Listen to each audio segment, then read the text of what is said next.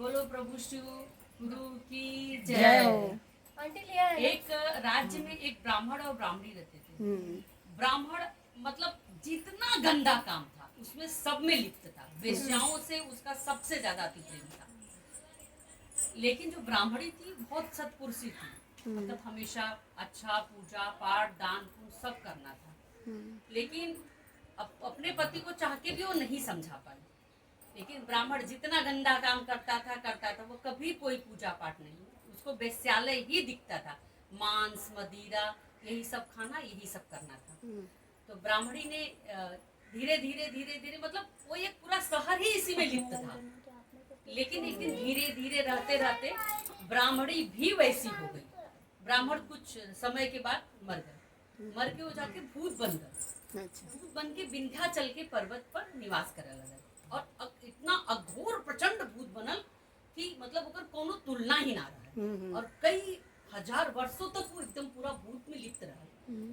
और यहाँ ब्राह्मणी भी अपने गंदे कर्म में लिप्त हो गई, वो भी वही काम करे लगल जो ओकर आदमी करे। ब्राह्मणी से वो अपन कर्म धर्म त्याग के, क्योंकि वही माहौल ही पूरा मिलल तो वो माहौल में भी उसी माहौल में डल गई, गंदी हो गई। तो कुछ साल ऐसा गुजरल कि पूरा शहर का लोग जात रहना दर्शन करे। कहा कि सब गगाड़पुर में एक गंगारपुर करके अपने साउथ में जगह होला, वहाँ सब जात रहे दर्शन करे। तो सब कहलस कि अब हम वृद्धा हो थैला, बाल बच्चा हमार बड़ा हो गल हुआ, अब हम भी जा। सब बच्चे कहना ठीक है आपकी इच्छा है तो आप जाओ। वो भी वहाँ गई। जब वहाँ गई तो वहाँ मेला, सब मेले में तो देखिए इसको भगवान का मंदिर वंदिर कहीं नहीं दिखता था।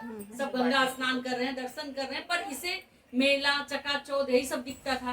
पर दिखते दिखते वो थोड़ी थक गई तो एक मंदिर में देखी कि एक साधु शिव पुराण कर रहे थे। वो वहाँ जाके बैठ गई। तो शिव पुराण में साधु ने उसे यह बताया कि जो यह सब करता है तो उसे कितने नरकों में भुगतना पड़ता है, तपाया जाता है, यह मतलब आग में तपाया जाता है, कील चुभाई जाती है, ये सब किया जाता है। जितने नर्क के अपने द्वार होते पास में बांधा जाता है।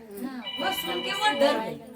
जब डर गई वह सुनने के बाद तो उसने कहा, जब सभी सुन के खत्म हुआ शिव चर्चा, शिव पुराण का जो शिव चर्चा था वह खत्म हो गया, तब वो उस साधु के पास गई और जाके वहाँ रोने लगी। उसने अपने और अपने पति के पूरे कर्म बताए कि मैं एक बहुत बुरी और गंदी स्त्री हूँ, मैं एक ब्राह्मणी होने के बाद भी ब्राह्मण के कर्म में नहीं रही, एक क्षुद्र से क्षुद्र गंदगी हरकत की हूँ, तो मेरा भी कर्म ऐसे होगा कैसे हुआ। तो उन्होंने कहा कि तुम यहीं रहो, मैं तुम्हें यहीं पे शिव की चर्चा सुनाऊंगा। जब प्रभु की माया से उनकी कथा सुनोगी, उनकी चर्चा सुनोगी, तुम्हारा उद्धार हो जाएगा। जब वो शिव की चर्चा सुनी, 8 दिन 9 दिन जो भी चर्चा चली, उन्हें साधु जी ने बड़े लग्न बड़े उत्साह से, इतना तक कि जब सब चले जाते थे तो भी उन्हें वो शिव चर्चा मंदिर में बैठ के सुनाते थे और उसे उसी मंदिर में रखे। जब वो शिव चर्चा सुन ली, ये इतना पुण्य हुआ कि जब वो मरी वहीं पे उसने शरीर भी त्याग दिया। और शरीर त्याग के जब वो गई वहां पे तो उसको शिव धाम से शिव के लोग आए और उसे मतलब विमान पे बैठा के ले गए, शिवगढ़ उसे लेके गए। जब वहां गई तो वहां रहने लगी, पार्वती जी की सखी बनी। पार्वती जी ने उसे अपने शरण में लिया, क्योंकि यह इतना पुण्य करके गई थी। पार्वती जी ने उसे अपने शरण में लिया। जब पार्वती जी वहां गई तो कुछ साल रहते रहते उसे अपने पति की याद आई।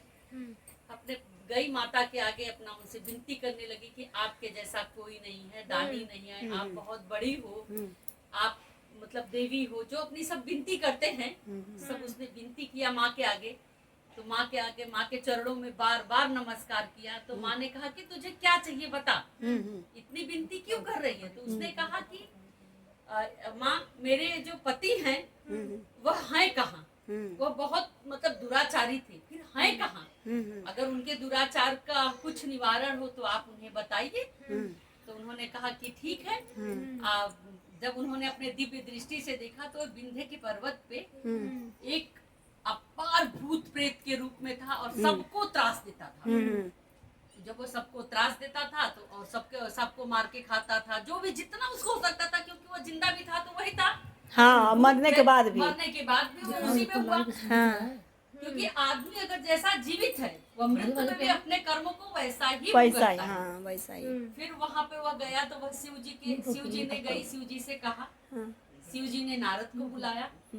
नारद को बुलाने के बाद उसने कहा कि विंध्य पर्वत पे जाओ, एक ब्राह्मण है जो अकाल प्रेत में है और 1000 वर्षों से है, वह इसका पति है, जाओ वहां जाके उसे। फिर उन्होंने अपने भाई तुम्बरु को कहा, महर्षि तुम्बरु जो थे, जिनको आपने देखा होगा गधे के मुख जैसा उनका मुंह है, वह तुम्बरु ने गए और वहां पे पूरा हर सब जगह वो हो गया कि विंध्य पर्वत पे शिव पुराण की चर्चा होने वाली है।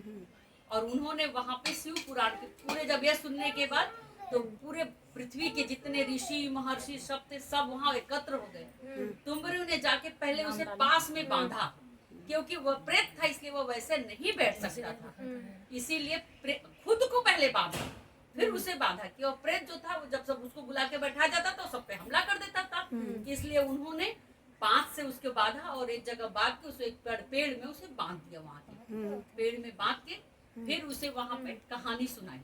जब पूरी शिव चर्चा हो गई, शिव पुराण की पूरी कथा सुनने हो गई, तो वह दिव्य स्वरूप ब्राह्मण स्वरूप पाया और अंत में जाके शिव जी के चरणों में उसे भी स्थान मिला और वह जाके शिव गणों में शामिल हो गया। हे शिव जी, जैसे उस पापी ब्राह्मण और ब्राह्मणी का आपने किया, वैसे ही सबका उद्धार करिएगा।